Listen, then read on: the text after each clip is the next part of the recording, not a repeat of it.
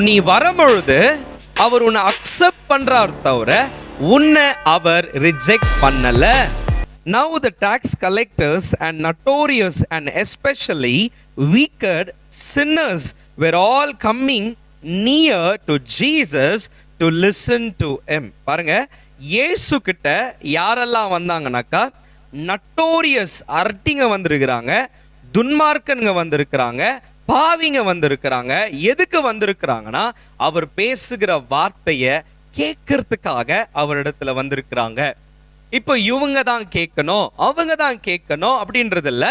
ஆனா ஆண்டவர் இடத்துல வந்தது எல்லாருமே யாருன்னா, now the tax collectors வரி வசூல் பண்றங்க, அண்ட் மற்ற வேர்ஷன்ல வெறும் சின்னர்ஸ்னு இருக்கும், இல்ல பிராக்கெட் போட்டு சொல்றாங்க நட்டோரியஸ் அரட்டிங்க வந்திருக்கிறாங்க, எஸ்பெஷலி வீக்கடுங்க வந்திருக்கிறாங்க, பாவிங்க வந்திருக்கிறாங்க.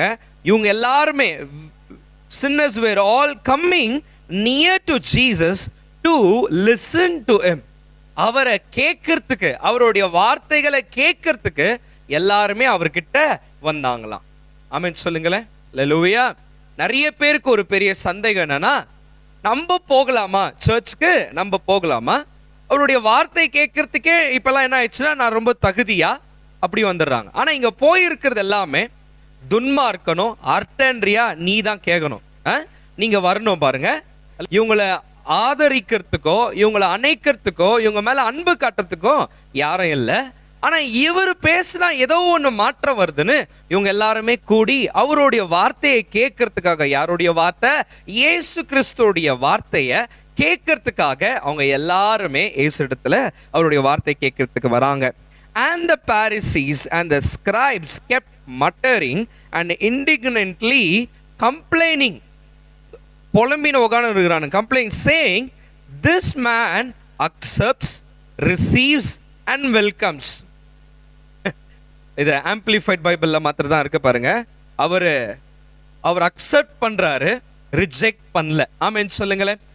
ஆமா நீ ரொம்ப அர்த்த தான், ஆமா நீ துன்மார்க்கன் தான், ஆமா நீ கொலைகாரன் தான், ஆமா நீ விபச்சாரி தான், ஆமா நீ ட்ரக் அடிக்ட்ஸ் தான், உன் வாழ்க்கையில நீ செய்யாத பாவங்கள் எல்லாம் நிறைய செஞ்சிருக்கலாம். ஆனா அவருடைய வார்த்தையை நீங்க கேட்க வரும்பொழுது என்ன நடக்குது அப்படின்னாக்கா, அவர் உங்களை அக்செப்ட் பண்றாரு.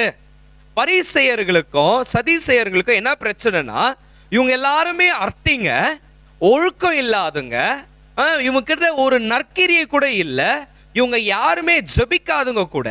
ஆனா இவங்க வரும் பொழுது இயேசு என்ன பண்றாருன்னா, ஏற்றுக்கொள்ளுகிறார் தவிர ரிஜெக்ட் பண்ணல.